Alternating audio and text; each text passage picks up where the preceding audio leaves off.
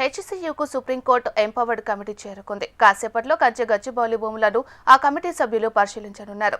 క్షేత్రస్థాయిలో వాస్తవ పరిస్థితులపై అధ్యయనం చేసి ఆ తర్వాత హెచ్సీయూ వీసీ సిబ్బందితో పాటు అభ్యర్థులతో భేటీ కానున్నారు. ప్రభుత్వ ఉన్నతాధికారులతోనూ ఎంపవర్డ్ కమిటీ సమావేశమయ్యే అవకాశం ఉంది.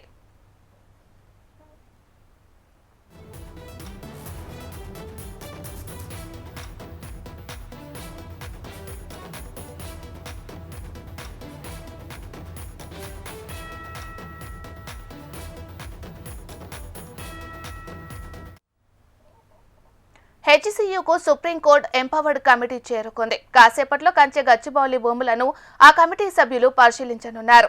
క్షేత్రస్థాయిలో వాస్తవ పరిస్థితులపై అధ్యయనం చేసి ఆ తర్వాత హెచ్సీయూ వీసీ సిబ్బందితో పాటు విద్యార్థులతో భేటీ కానున్నారు. ప్రభుత్వ ఉన్నతాధికారులతోనూ ఎంపవర్డ్ కమిటీ సమావేశమయ్యే అవకాశం ఉంది.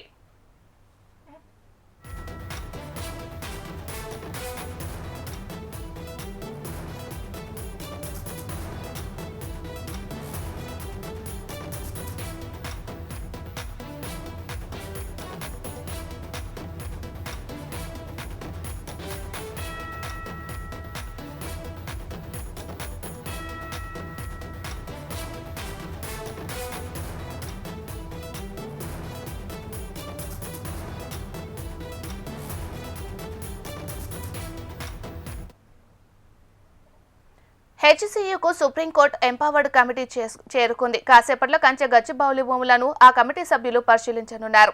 క్షేత్రస్థాయిలో వాస్తవ పరిస్థితులపై అధ్యయనం చేసి ఆ తర్వాత హెచ్సీయూ వీసీ సిబ్బందితో పాటు విద్యార్థులతో భేటీ కానున్నారు. ప్రభుత్వ ఉన్నతాధికారులతోనూ ఎంపవర్డ్ కమిటీ సమావేశమయ్యే అవకాశం ఉంది.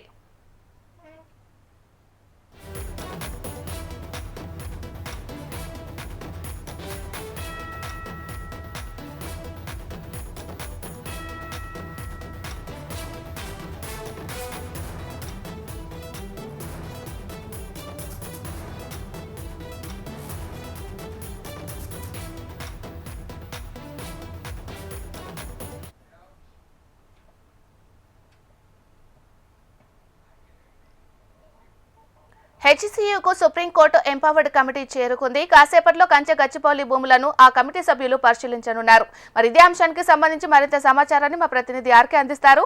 ఆర్కే, మీనాక్షి, ఏదైతే సుప్రీంకోర్టు ప్రత్యేకంగా నియమించిన కమిటీ ఉందో ఆ కమిటీ హైదరాబాద్కి అయితే చేరుకోవడం జరిగింది. ఈరోజు హెచ్సీయూ భూములకు సంబంధించిన వ్యవహారంలో వాళ్ళు మొత్తం కూడా ఎంక్వైరీ అయితే చేయబోతున్నారు. దాదాపుగా 400 ఎకరాల్లో హెచ్సీయూ ప్రత్యేకంగా ఏదైతే ఐటీ హబ్ ఏర్పాటు చేస్తామంటూ చెప్పడం జరిగింది. ఐటీ హబ్ ఏర్పాటు చేస్తామన్న తర్వాత ఇటు ప్రతిపక్షాల నుంచి అటు విద్యార్థుల నుంచి ప్రొఫెసర్ల నుంచి కూడా తీవ్ర వ్యతిరేకత వ్యక్తం అవడం జరిగింది. అందరూ కూడా రోడ్డు మీదకి వచ్చి తమ నిరసన అయితే వ్యక్తం చేయడం జరిగింది. అయితే పోలీసులు మాత్రం ప్రభుత్వం అలాగే పోలీసులను పెట్టి పూర్తి స్థాయిలో అక్కడ క్లీన్ చేసే ప్రయత్నం అయితే చేయడం జరిగింది. దాదాపు కొన్ని ఎకరాల్లో 5 నుంచి 10 ఎకరాల్లో పూర్తి స్థాయిలో బుల్డోజర్లను పెట్టి అదంతా కూడా క్లీన్ చేయించడం జరిగింది. దీనిపైన తీవ్ర స్థాయిలో నిరసనలు వ్యక్తం అవడంతో హైకోర్టు వరకు కూడా చేరుకోవడం జరిగింది వ్యవహారం. హైకోర్టు దీనికి సంబంధించి ప్రత్యేకంగా రిజిస్ట్రార్ని పంపించి అక్కడ అసలు వాస్తవ పరిస్థితి ఏంటి, దీనికి సంబంధించిన నివేదిక ఇవ్వాలంటూ కూడా చెప్పడం జరిగింది. హైకోర్టుకు సంబంధించిన రిజిస్ట్రార్ అక్కడికి వెళ్ళారో ఆ భూముల్లో హెచ్సీయూ భూముల్లో దాదాపుగా 5 ఎకరాల్లో కూడా మొత్తం కూడా తిరుగుతూ అక్కడ పరిస్థితి ఏంటి, అక్కడ నిజంగా నెమళ్ళు ఉండేవా, జింకలు తదితర అన్నీ ఉన్నాయా అనేవి పూర్తి వివరాలు అన్నింటి కూడా తీసుకోవడం జరిగింది. ఆ నివేదిక మొత్తాన్ని కూడా సిద్ధం చేసి హైకోర్టు సీజేకి కూడా ఇవ్వడం జరిగింది. ఆ తర్వాత సుప్రీంకోర్టులో కూడా ఈ వ్యవహారం ఉండడంతో సుప్రీంకోర్టులో కూడా కొంతమంది పిటిషన్ వేయడం జరిగింది. 400 ఎకరాల్లో చాలా అటవీ భూమి ఉంది. ఈ అటవీ భూమి అంతటిని కూడా పూర్తి స్థాయిలో తొలగిస్తున్నారంటూ కూడా చెప్పడం జరిగింది. నిబంధనలకు విరుద్ధంగా వ్యవహరిస్తుంది ప్రభుత్వం అంటూ కూడా చెప్పడం జరిగింది. దీనికి సంబంధించి కూడా సుప్రీంకోర్టు ఒక ప్రత్యేకమైన కమిటీని కూడా వేయడం జరిగింది. వాస్తవ పరిస్థితులు అన్నింటినీ కూడా తాము ముందుంచాలంటూ కూడా ఆ కమిటీకి అయితే ఇప్పటికే చెప్పడం జరిగింది. ఆ కమిటీ నివేదికల ప్రకారమే ముందుకు చర్యలు ఉండే అవకాశాలు కనిపిస్తున్నాయి. మరోవైపు ఈ 400 ఎకరాలకు సంబంధించిన దాంట్లో ఇప్పటివరకు కూడా దాదాపు 5 నుంచి 10 ఎకరాల్లో పూర్తిగా వాటన్నిటిని కూడా తొలగించడం జరిగింది.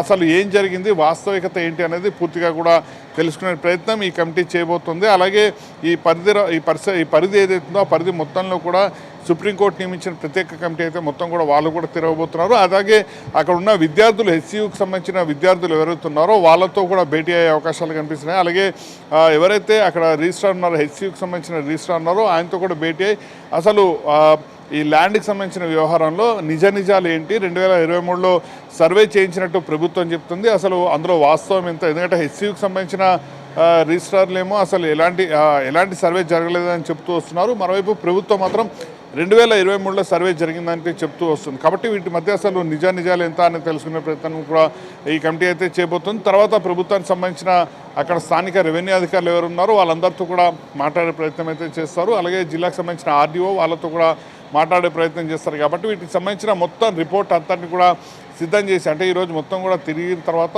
ఒక రిపోర్ట్ని అయితే సిద్ధం చేయడం జరుగుతుంది. హెచ్సియు భూములకు సంబంధించి పూర్తి వాస్తవికత ఏంటనే ఆ రిపోర్ట్ మొత్తాన్ని కూడా తయారు చేసి సుప్రీంకోర్టు సీజేకి అయితే ఈ నివేదికను అయితే ఇవ్వడం జరుగుతుంది. నివేదిక ఇచ్చిన తర్వాత సుప్రీంకోర్టు దీనిపైన ఎలాంటి డైరెక్షన్స్ చేస్తుంది, ఏ విధంగా ముందుకు వెళ్తే ప్రభుత్వానికి ఎలాంటి సూచనలు చేస్తారని మాత్రం క్లారిటీ రావాల్సి ఉంటుంది. ఏదేమైనా మరి కాసేపట్లో హెచ్సిలో మొత్తం కూడా ఆ భూముల పరిసర ప్రాంతాల్లో మొత్తం కూడా ఈ సుప్రీంకోర్టు నియమించిన కమిటీ అయితే తిరగబోతుంది. Meenakshi. Right, thank you RK.